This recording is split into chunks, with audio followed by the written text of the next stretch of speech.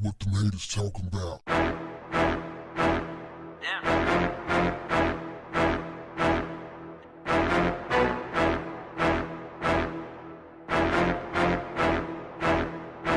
What's up, family? New developments in the stabbing case of 18-year-old college student Tessa Majors, who was found dead in New York at Morningside Park. The suspects, allegedly teenagers. The youngest, 13 years old. Now, they had a 14-year-old in custody, but they allowed him to be released pending their investigation. The 13-year-old is in custody. Another boy who is in middle school is allegedly on the run. I say allegedly because when I think about this case, I'm immediately taken back to the case of the Central Park Five. Five black and brown young men who were innocent and proven innocent, was later exonerated, sued the city of New York for just gross negligence and false imprisonment. I mean, they just destroyed these boys' life. This is the case where Donald Trump took out a full-page ad, I believe it was the New York Post, where he condemned the boys and he called for their execution with no proof. And even after they were exonerated, he refused to apologize. So these young boys are all black, and the victim is white. Originally, when the story hit, it was suspected that Tessa Majors was out on a run when she was killed. And she had her throat slit. Now, allegedly, the 13-year-old boy told the cops that he and his friends were looking to rob people. They came across her, and one of his friends put the knife to her neck, slit her throat, and the feathers from the inside of her coat came flying out. It just sounded very, very dramatic. But in that case of the Central Park Five, NYPD falsified evidence. They suppressed evidence, just flat out lied, and they tried to destroy these kids' lives.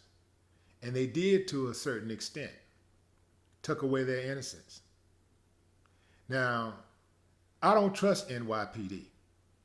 And we know in America, Americans are hard-headed. Americans love repeating the past mistakes. They're doing it right now. So I wouldn't put it past that something like this, some great miscarriage of justice, could actually happen again, because we already know it's already happening. But I'm saying in this particular situation, something as similar as this could happen again. Because they are out there in New York, running it like the Wild Wild West anyway. Like they just doing anything they want to do. So it's miscarriage of justice taking on, like, great miscarriages of justice that's happening every single day. Not just in New York, but all around America. Right here in Houston it's going on. So we know that exists. So I gotta take any type of information that they provide, law enforcement and members of the judicial system, whatever I gotta take it with a grain of salt, because there's way too many corrupt people that work in those fields.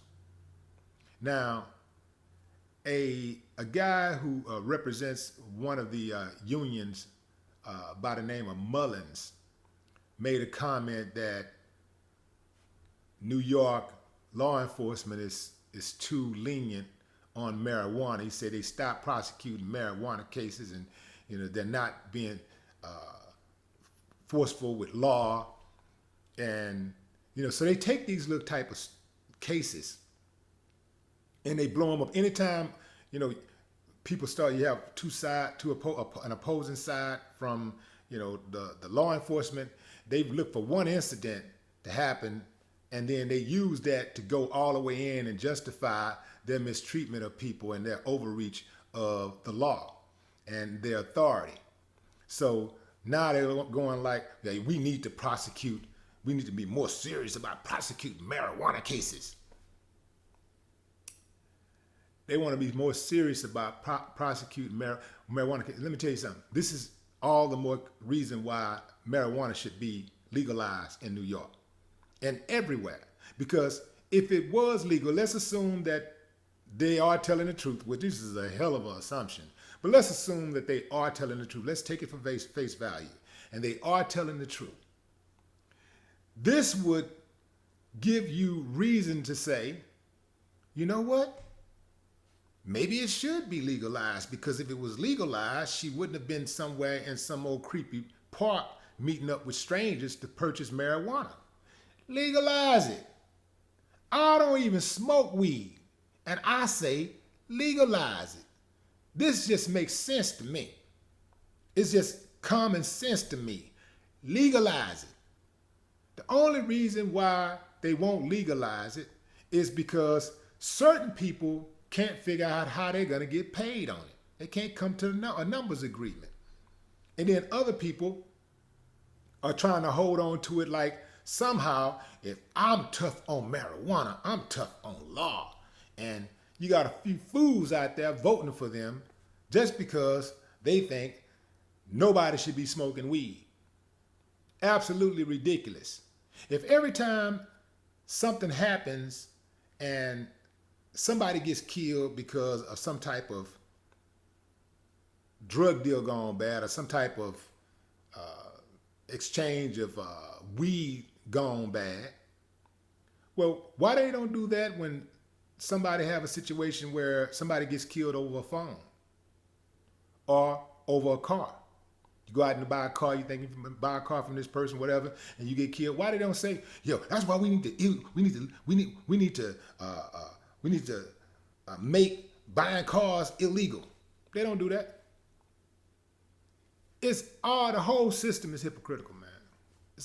The whole system it just needs to be dismantled and start over from the top, because